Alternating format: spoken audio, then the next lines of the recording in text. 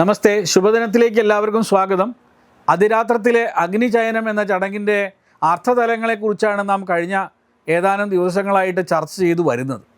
അഗ്നിചയനത്തെക്കുറിച്ചുള്ള ശതപഥ ബ്രാഹ്മണത്തിലെ ഒരു ആഖ്യാനവും അതിൽ പറയുന്ന ഇഷ്ടികകളുടെ എണ്ണങ്ങളെക്കുറിച്ചൊക്കെ നമ്മൾ കഴിഞ്ഞ ദിവസം ചർച്ച ചെയ്യുകയും ചെയ്തു. അതിൽ തന്നെ അധിയജ്ഞാർത്ഥം എന്ന യാഗത്തിൻ്റെ ഉപരിപ്ലവമായ അർത്ഥത്തെക്കുറിച്ച് നമ്മൾ പറഞ്ഞു വെച്ചു. ഇനി നമുക്ക് രണ്ടാമത്തെ അർത്ഥമായ ആദിദൈവികാർത്ഥം അഥവാ ആസ്ട്രോണമിക്കൽ മീനിങ്ങിലേക്ക് നമുക്ക് കടക്കാം. ശതപഥ ബ്രാഹ്മണത്തിൽ നിന്നും ഉദ്ധരിച്ച ആഖ്യാനം അവസാനിക്കുന്നത് ഒരു പ്രത്യേക വാക്കുകളിലൂടെയാണ്. അതിങ്ങനെയാണ്: പരിശ്രുതുകളിലൂടെ അവൻ രാത്രികളെ പ്രാപിക്കുന്നു, യജുഷ്മതികളിലൂടെ പകലിനെയും അർദ്ധമാസങ്ങളെയും മാസങ്ങളെയും ഋതുക്കളെയും പ്രാപിക്കുന്നു, ലോകംഭൃണകളിലൂടെ അവൻ മുഹൂർത്തങ്ങളെയും പ്രാപിക്കുന്നു എന്നാണ്. എന്താണ് ഇതിൻ്റെ അർത്ഥം? നമുക്ക് സാധാരണ പരിചയമുള്ള സംവത്സരം സൗര സംവത്സരമാണ്, അല്ലെങ്കിൽ സോളാർ ഇയറാണ്. ഇതിൽ 365 മുതൽ 366 വരെ ദിവസങ്ങളാണ് ഉണ്ടാവാറ്. അതേപോലെ മറ്റൊന്ന് ചാന്ദ്ര സംവത്സരമാണ്, ലൂണാർ ഇയർ. ഇത് 354 ദിവസമാണ്. ഈ ഒരു വ്യത്യാസം കണക്കിലെടുത്തുകൊണ്ട് വേദങ്ങളിൽ ഒരു സ്റ്റാൻഡർഡൈസ്ഡ് ആയിട്ട് സംവത്സരത്തെ മാറ്റിയിട്ടുണ്ട്. 360 ഈ വൈദിക സംവത്സരത്തിലെ ദിവസ സംഖ്യ. സൗരവർഷത്തിലെയും ചാന്ദ്രവർഷത്തിലെയും ദിവസ സംഖ്യകളുടെ ഏകദേശം ശരാശരിയാണ് 360. ഈ വൈദിക സംവത്സരത്തിന് സോമയാഗത്തോടുള്ള സംബന്ധത്തെ അടിസ്ഥാനമാക്കിക്കൊണ്ട് ഇതിനെ സാവന സംവത്സരം എന്നും നമ്മൾ വിളിക്കാറുണ്ട്. സാവനം എന്നത് സവനവുമായി ബന്ധപ്പെട്ട പദമാണ്. സോമയാഗത്തിൽ സോമരസം എടുക്കുന്നതിനെയാണ് സവനം എന്ന് പറയുന്നത്. ഇനി നമുക്ക് ഈ സാവന സംവത്സരത്തിന് അഗ്നിചയനവുമായി എന്താണ് ബന്ധമെന്ന് നമുക്കൊന്ന് നോക്കാം. ശയനചിതി തന്നെ സംവത്സരമാണെന്നാണ് ബ്രാഹ്മണത്തിലെ സങ്കല്പം. അപ്പോൾ സ്വാഭാവികമായും ചിതിയുടെ അടിസ്ഥാന ഘടകങ്ങളായ ഇഷ്ടികകൾ സംവത്സരത്തിൻ്റെയും അടിസ്ഥാന ഘടകങ്ങൾ ആകും എന്ന കാര്യത്തിൽ നമുക്ക് തർക്കമില്ലല്ലോ. നമുക്കൊന്ന് നോക്കാം. ചിതിക്ക് ചുറ്റും വയ്ക്കുന്ന പരിശ്രുതികളിലൂടെ രാത്രികളെ പ്രാപിക്കുന്നു എന്നാണ് ബ്രാഹ്മണത്തിലെ ആദ്യ പ്രസ്താവം. ഒരു ശ്രാവണ സംവത്സരത്തിൽ ആകെ 360 രാത്രികളാണ് ഉണ്ടാവുക. ചിതിക്ക് ചുറ്റും വയ്ക്കുന്ന പരിശ്രുതികളുടെ എണ്ണം 360 പറഞ്ഞത്. ഒരു ശ്രാവണ സംവത്സരത്തിൽ ആകെ 360 രാത്രികളാണ് ഉണ്ടാവുക. ചിതിക്ക് ചുറ്റും വയ്ക്കുന്ന പരിശ്രുതികളുടെ എണ്ണമോ 360. അതുകൊണ്ടാണ് പരിശ്രുതികളിലൂടെ രാത്രികളെ പ്രാപിക്കുന്നു എന്ന് ഇവിടെ പറഞ്ഞിരിക്കുന്നത്. അടുത്ത പ്രസ്താവം എന്താണ്? യജുഷ്മതി ഇഷ്ടികകളെ കുറിച്ചാണ്. 360 പകലുകളാണ് സാവന സംവത്സരത്തിൽ ഉള്ളത്. 360 രാത്രിയും 360 പകലുകളും. അതുകൊണ്ട് 360 യജുഷ്മതികളിലൂടെ പകലുകളെ പ്രാപിക്കുന്നു എന്ന് പറഞ്ഞാൽ അതിൻ്റെ അർത്ഥം നമുക്കിപ്പം മനസ്സിലാവും. പക്ഷേ ഈ 360 മുകളിലായി 36 യജുഷ്മതികൾ വയ്ക്കുന്നതിനെക്കുറിച്ച് കൂടി ബ്രാഹ്മണത്തിലുണ്ട്. അതെന്തായിരിക്കുമെന്ന് നമ്മൾ കണ്ടെത്തേണ്ടത്. ഇവിടെയാണ് പ്രാചീന ഭാരതീയൻ്റെ കലണ്ടർ നിർമ്മാണ സങ്കല്പം വരുന്നത്. സാവന സംവത്സരത്തിലെയും സൗര സംവത്സരത്തിലെയും ദിവസത്തിൻ്റെ ദൈർഘ്യം തുല്യമാണ്. കാരണം ദിവസം എന്നത് ഈ 2 സംവത്സരങ്ങളിലും 2 സൂര്യോദയങ്ങൾക്കിടയിലുള്ള സമയമാണ്. അത് മാറ്റമില്ല. പക്ഷേ ഈ 2 സംവത്സരങ്ങളിലെയും അർദ്ധമാസങ്ങളുടെയും മാസങ്ങളുടെയും ഋതുക്കളുടെയും ദൈർഘ്യത്തിൽ വ്യത്യാസമുണ്ട്. കാരണം ശ്രാവണ സംവത്സരത്തിൽ സൗര സംവത്സരത്തേക്കാൾ 6 ദിവസം കുറവാണ്.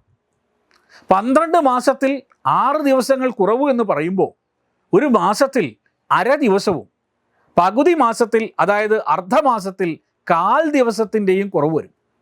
ഏതാണ്ട് 2 മാസമാണ് ഒരു ഋതു എന്നതിനാൽ ഋതുവിൽ ഒരു ദിവസത്തിൻ്റെ കുറവും ഇതുകൊണ്ട് ഉണ്ടാവും. ഏതാനും വർഷങ്ങൾ കഴിയുമ്പോൾ ഈ വ്യത്യാസം വലുതാവും. ആചരണങ്ങളിലും കാലാവസ്ഥ അനുസരിച്ച് കൃഷി ചെയ്യുന്നതിലുമെല്ലാം ഇത് വലിയൊരു പ്രശ്നം സൃഷ്ടിക്കാനിടയുണ്ട്. ഇത്തരം പ്രശ്നങ്ങൾ പരിഹരിക്കാൻ പ്രാചീന ഭാരതീയർ വിവിധ രീതികൾ പിന്തുടർന്നു.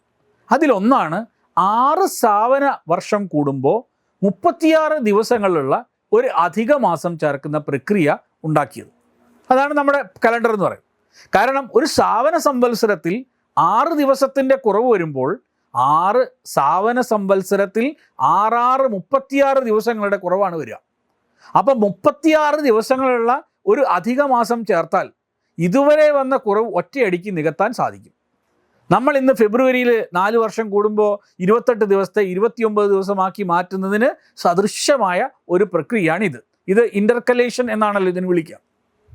അപ്പോൾ ഇങ്ങനെ ചേർക്കുന്ന അധിക മാസത്തിലെ 36 ദിവസങ്ങളെ സൂചിപ്പിക്കാനാണ് 360 മേലെ 36 യജുഷ്മതി ഇഷ്ടിക അധികമായി വയ്ക്കാൻ ശതപഥ ബ്രാഹ്മണത്തിൽ പറഞ്ഞത്. അതായത് 360 പകലുകളെ പ്രാപിക്കാൻ 360 യജുഷ്മതി ഇഷ്ടിക മതിയായിരുന്നു.